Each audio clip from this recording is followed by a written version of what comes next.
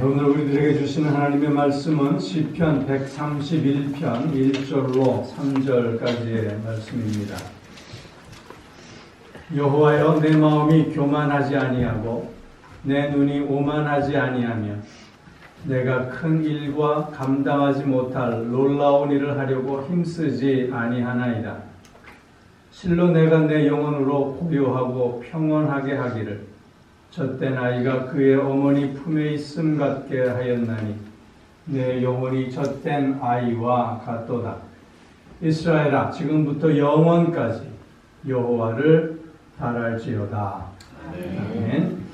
이 말씀을 의지해서 평안을 누리는 삶이라는 제목으로 말씀을 드립니다. 주전 1세기에 로마의 사상가였던 키케로는 인간이 잘못하는 6가지에 대해서 지적했습니다. 근데 놀라운 것은 2000여 년이 지난 지금에도 그것이 틀리지 않았다고 하는 거죠. 그가 지적한 6가지가 뭐냐면, 첫째는 사람들은 남을 깎아내리면 자기가 높아진다고 착각한다는 거예요. 우리가 어떤 사람의 잘못을 지적하고 얘기할 때 그 밑바닥에는 나는 최소한 그런 사람은 아니야 라고 하는 이 의식이 깔려 있지 않습니까?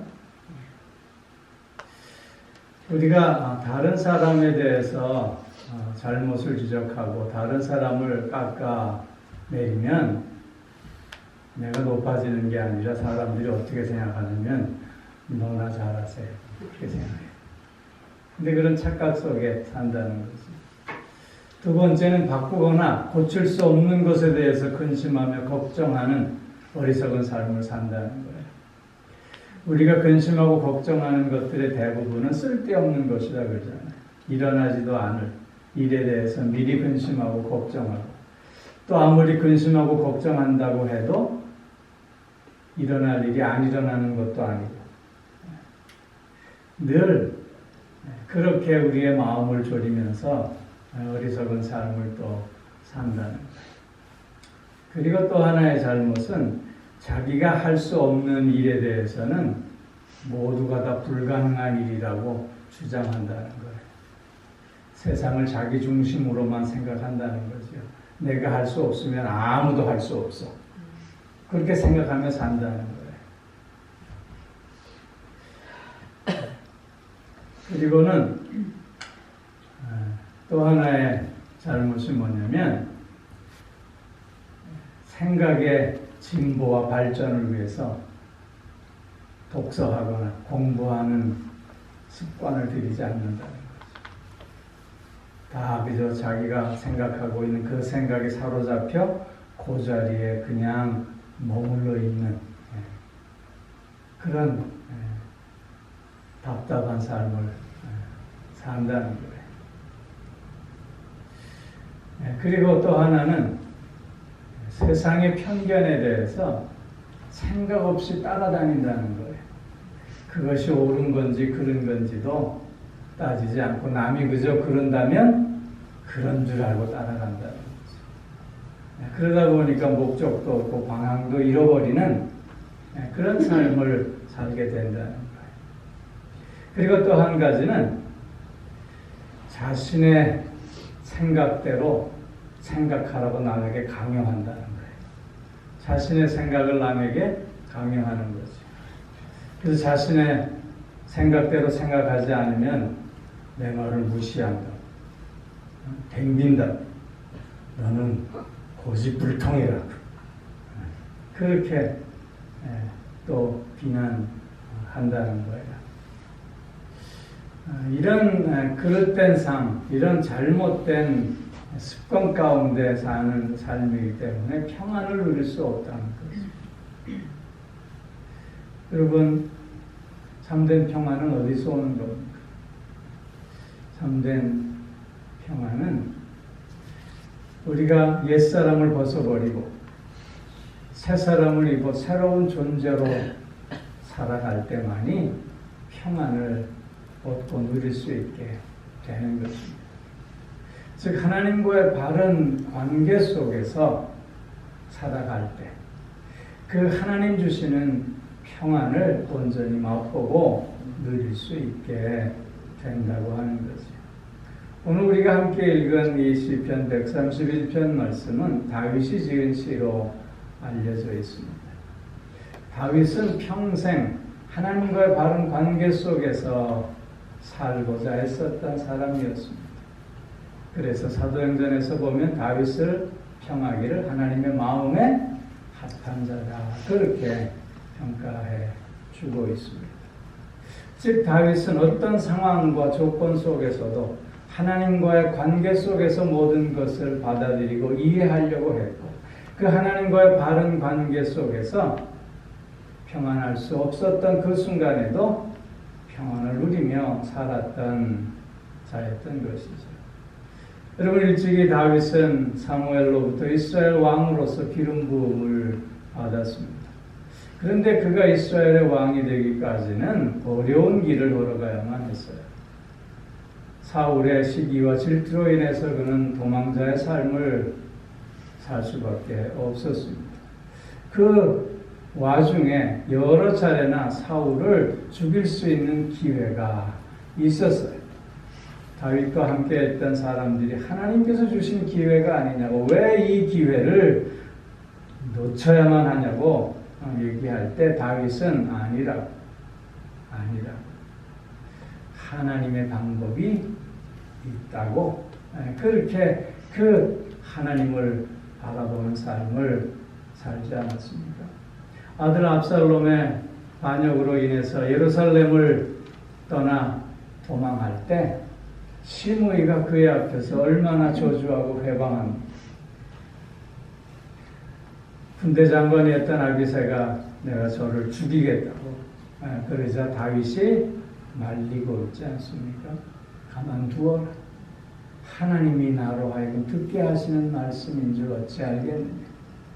하나님이 대갚아 주실 것이다. 그러면서 하나님과의 관계를 먼저 생각하고 그 안에서 평안을 찾고자 했던 모습을 우리에게 보여주고 있습니다. 특별히 다윗은 그래서 오늘 본문 시편을 통해서 하나님과의 바른 관계 속에서 평안을 얻는 삶의 비결을 고백해 주고 있습니다. 그 첫째가 뭐냐면 바로 겸손의 삶을 산다는 것입니다. 겸손의 삶을 살 때 하나님께서 주시는 평안을 맛보고 누릴 수 있게 됨을 고백해 주고 있습니다. 여호와여 내 마음이 교만하지 아니하고 그랬어요. 마음이 교만하지 않다는 것. 여기 마음이 교만하다고 하는 것은 지금까지 내가 한 일에 대해서 자랑하고 떠벌리는 그런 모습을 얘기하고 있는 거예요. 잘 되면 다 내 탓이고 안 되면 조상 탓이다. 그렇게 얘기들 하잖아요. 지금까지 내가 이루은 모든 것들이 다 나의 노력 가운데 된 것이라고. 내 능력 때문에 된 거라고. 그렇게 스스로를 높이고 자랑하고자 하는 것이 우리 모든 사람들의 공통된 마음 아닙니까? 이런 마음을 가졌기에 또한 내 눈이 오만하지 아니하니 그 눈이 오만하게 된다면 그 눈이 자꾸 높은 데를 바라보게 된다는 거예요. 더 높이 올라보고자 하는 욕심과 욕망 가운데 사로잡히게 된다는 말씀을 하고 있는 거예요. 쟤도 하는데 나라고 왜 못해? 그렇게 얘기하는 거죠. 쟤가 할 수 있으면 나도 할 수 있어. 그렇게 얘기하는 거예요. 그러면서 자기보다 낮은 자리에 있는 자들을 비하합니다. 쟤는 게으르고 무능하고 무지해서 저래. 그러면서 반대로 자기보다 높이 있는 자들에게는 쟤는 운이 좋아. 혹은 쟤는 아부를 잘해. 쟤는 빼기 좋아. 금수저로 태어났잖아. 이러면서 시기와 질투를 갖게 되는 것이죠. 이렇게 눈이 오만해지는 자는 감당하지 못할 놀라운 일을 하려고 힘쓰지 아니하나이다. 내가 큰 일과 감당하지 못할 놀라운 일을 하려고 힘쓰지 아니하나이다. 다윗은 고백하잖아요. 근데 그런 자들은 어떻게 해요?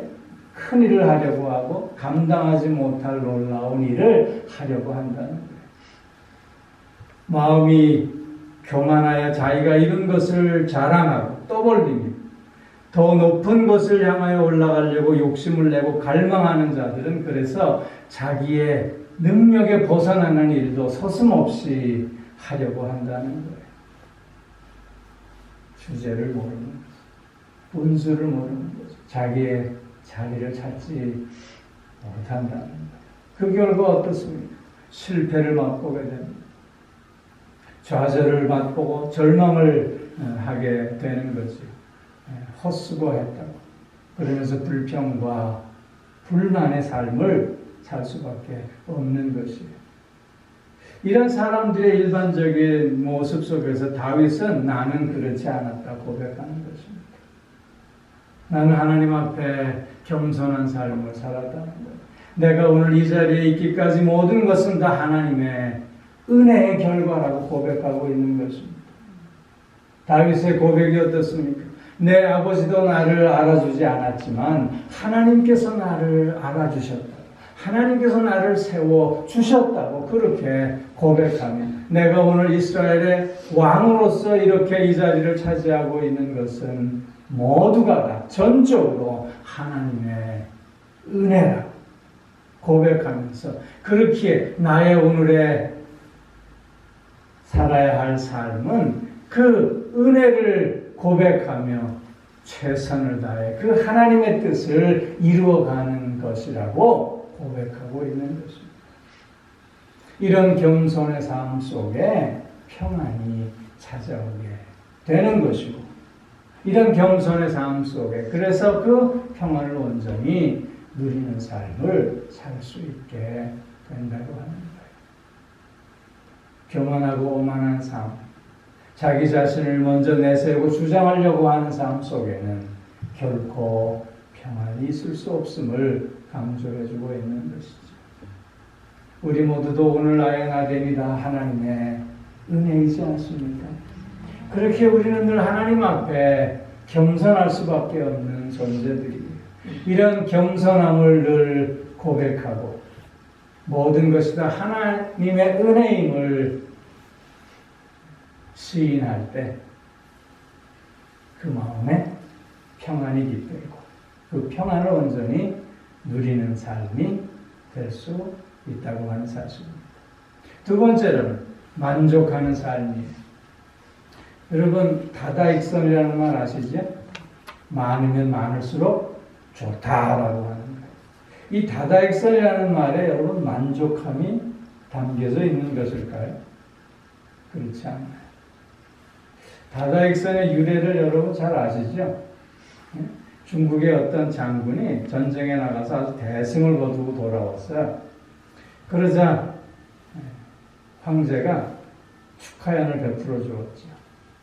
그 축하연이 한창 진행되는 중에 황제가 그 장군한테 물었어요. 인물평을 하기 시작한 거예요. 저기 저 아래에 있는 저 사람은 군사 몇 명 정도 건릴 깜냥입니까? 하고 왕이 물었어요. 그랬더니 저 사람 한 100명, 그 다음 사람은 한 1000명, 그 다음 사람 한 10,000명, 10만 명, 뭐 이렇게 이제 평가를 하는 거예요. 그러자 왕이 물었죠. 나는 그러면 어느 정도입니까? 그랬더니 폐하는 한 100만 정도 거느리질 수 있죠.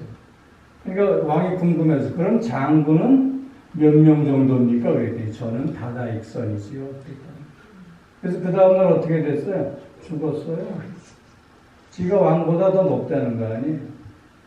교만함, 그리고 만족하지 못한 삶의 결말이 바로 이런 모습인 거예요.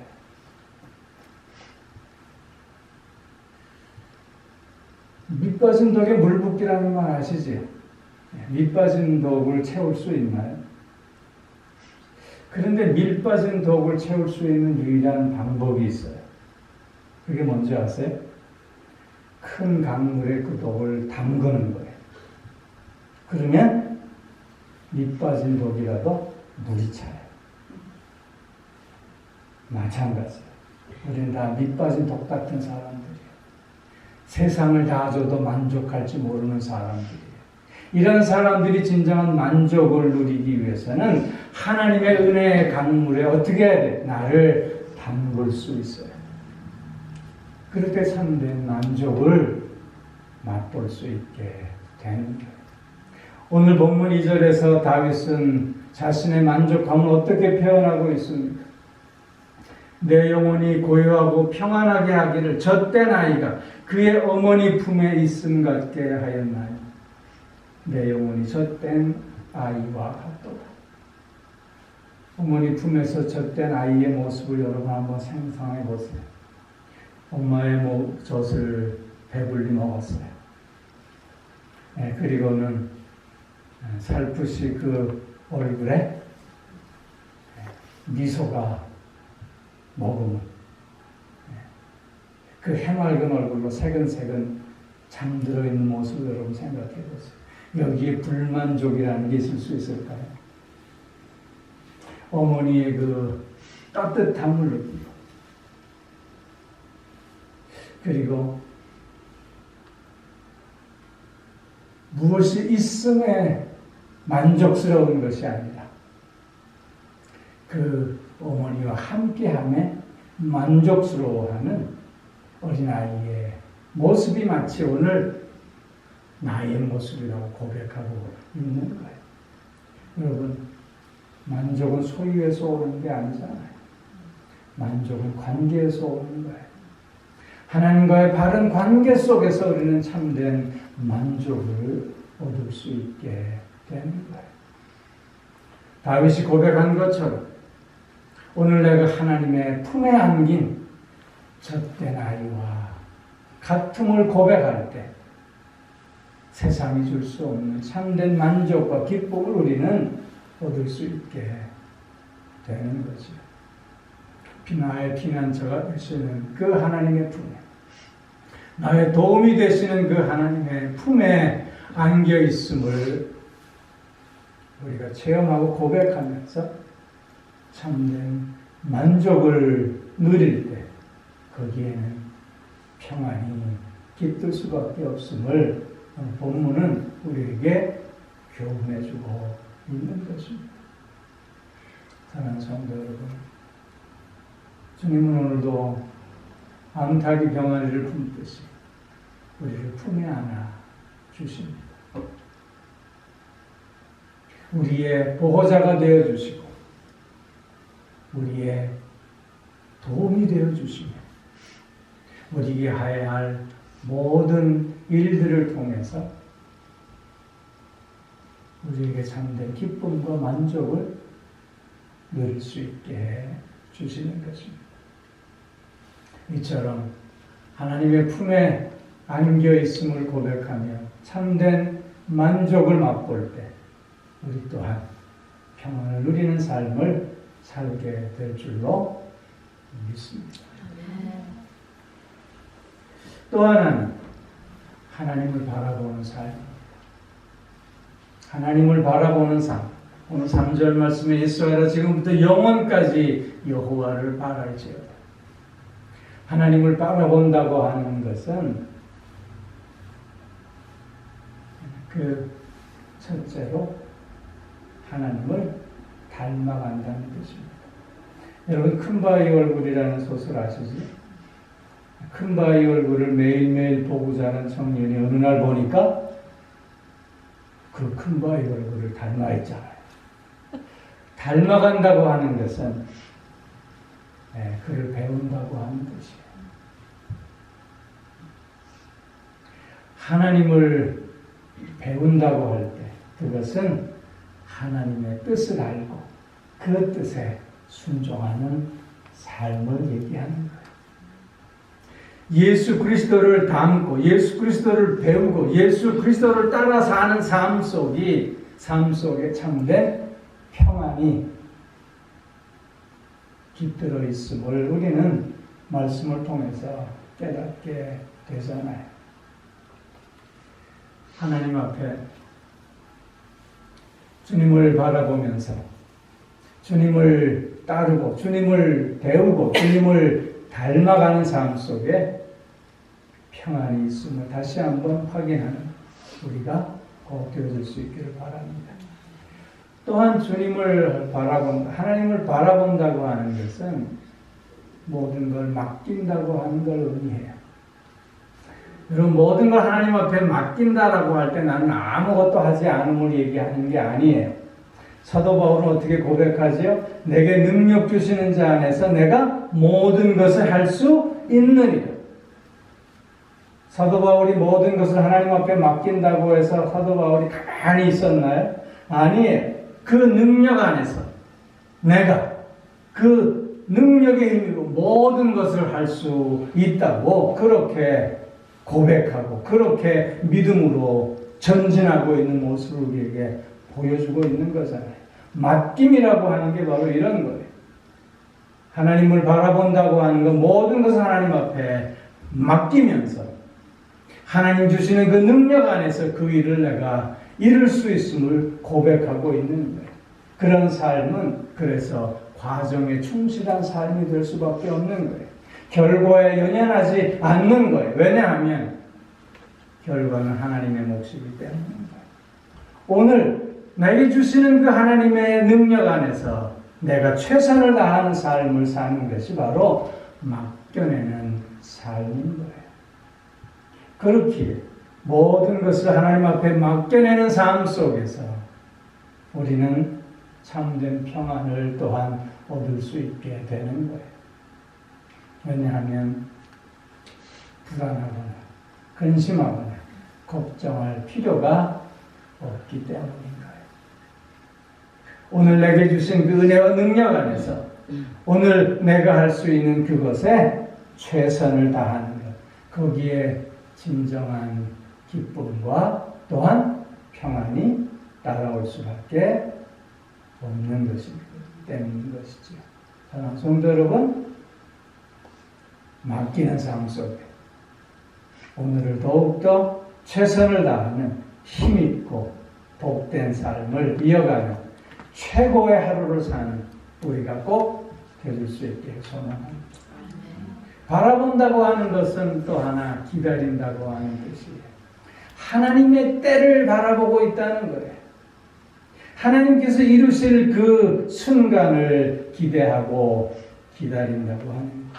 하나님을 바라본다고 하는 것은 그래서 인내한다고 하는 거예요. 초조해하거나 조급해하지 않는 거예요.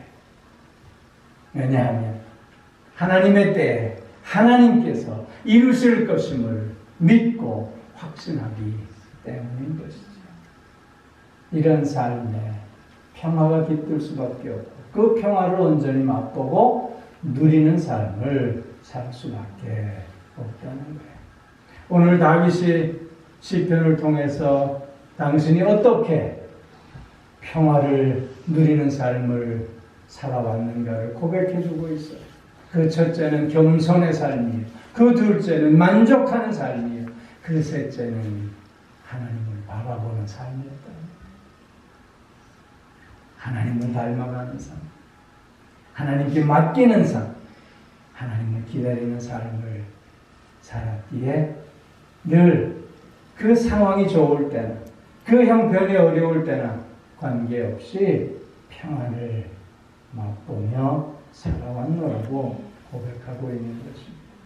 오늘 다윗의 이 시편의 고백, 저와 여러분들의 고백이 되어지기를 소망해 봅니다. 하나님 주시는 참된 평안을 맛보고 누리고 나누는 우리 모두가 꼭 되어질 수 있게 주의 이름으로 축원합니다. 기도하겠습니다. 오 사랑의 아버지 하나님,